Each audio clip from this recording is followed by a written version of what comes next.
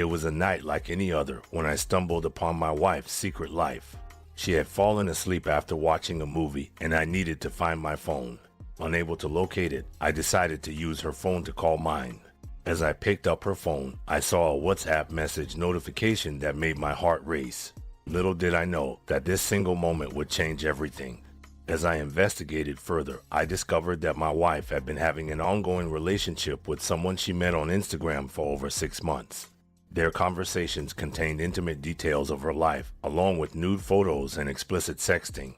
I couldn't believe the woman I had been married to for 12 years could betray me like this. The shock intensified as I found out about a second affair my wife was having with one of her clients. She's a hairstylist who does house calls, and their relationship seemed to have blossomed during these visits. They exchanged text messages, planning to meet up for lunch dates while dodging his wife.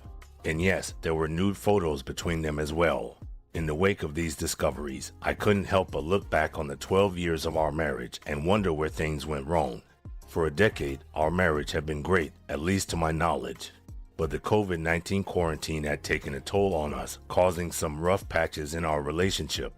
Was it the confinement and stress of being stuck inside for 2 years that drove her away, or were there deeper issues that we had failed to address? It was a struggle to understand why my wife, a loving mother and partner for over a decade, would engage in these extramarital affairs. The woman I knew was devoted to our family and our life together. What could have led her down this path of betrayal? As I continued to grapple with these questions, I knew that I needed to find a way to confront her and understand the truth behind her actions. But first, I needed to gather more evidence to support my suspicions. Before confronting my wife about her affairs, I decided it was best to gather more evidence to support my suspicions. This would not only give me a stronger case when I finally confronted her, but also provide me with more insight into the extent of her infidelity. I started checking her phone at night while she was asleep, meticulously following the details of her 2 affairs and documenting the explicit text and nude photos. In late January, I took a bold step by creating a fake account on Instagram to catfish my wife. I wanted to see how far she would go with a stranger and whether she was engaging in similar behavior with others. To my dismay, she took the bait almost immediately, engaging in conversation with the fictitious persona I had created. Within days of our interaction, I was able to solicit nude photos from her. This revelation confirmed that she was not only cheating on me with the 2 men I already knew about, but she was also willing to engage in explicit conversations with someone new. Wanting to see if she would go as far as meeting up with a stranger, I proposed a meetup at a local bar and hotel, sending a fake intimate picture I had found on Google. She eagerly agreed, saying she couldn't wait to take that thing for a ride. On the day of the meetup, I didn't show up, of course. My wife was disappointed and likely confused by the sudden change of plans. I offered an excuse, saying that something had come up. She still doesn't know it was me who catfished her. This experience further solidified my need to confront her and address her infidelity head-on. As I continued to collect evidence and observe my wife's actions, I knew the time to confront her was approaching. The catfishing incident proved that she was willing to engage with multiple people outside of our marriage. With this new information in hand, I was ready to face the difficult conversation that lay ahead and finally hold her accountable for her actions. In early February, I was astonished to discover that the man from the WhatsApp affair was attempting to scam my wife for money. It became clear that he had spent 6 months grooming her, and now he saw an opportunity to exploit her financially. He convinced her to invest in crypto, promising her huge rewards. Despite the obvious red flags, my wife fell for the scam. She took out more than $4,000 in cash advances on her credit card and sent the money to this man. As I watched the situation unfold, I couldn't believe her naivety. Their relationship soon soured as he tried to exploit her for more money. By early March, the scammer turned his attention to me, attempting to intimidate me into sending funds. He sent me some nude photos of my wife and parts of their chat logs, threatening to distribute this content to our email contacts if I didn't comply. I chose not to engage with him any further, knowing that it was time to confront my wife about everything. The confrontation with my wife was intense and emotional. When I presented her with the evidence I had gathered, she went ballistic. In the chaos, I grabbed her phone and she tried to wrestle it back from me, even jumping on me and clawing at me in her desperation. This outburst revealed a side of her I had never seen before, and it was deeply unsettling. She couldn't believe that she had been caught. In the days following the confrontation, my wife became very apologetic. She pleaded for us to work things out, expressing her love for me and claiming that she didn't know what had come over her.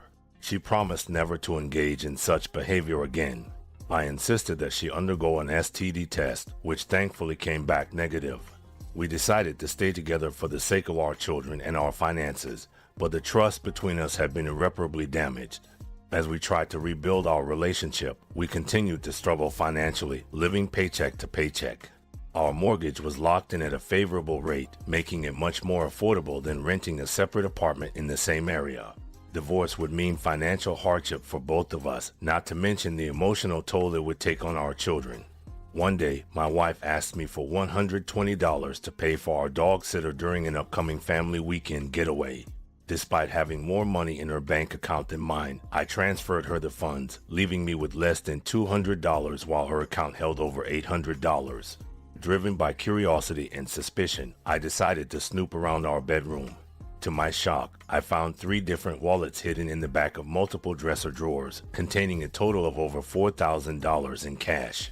It was money that she had been hiding from me despite our financial struggles. The discovery of the hidden cash was a stark reminder that my wife's deception went beyond her infidelity. It made me question what other secrets she might be keeping from me. As we tried to move forward and rebuild our relationship, this new betrayal added another layer of distrust and disappointment. Facing this new revelation, it became even more apparent that our relationship needed open communication and transparency to heal the wounds caused by my wife's actions. We needed to work together to rebuild trust, address our financial issues, and create a stable and loving environment for our children. This would require both of us to be honest about our feelings, our actions, and our intentions for the future of our family. As we tried to move forward and rebuild our marriage, my wife became more loving and less distant.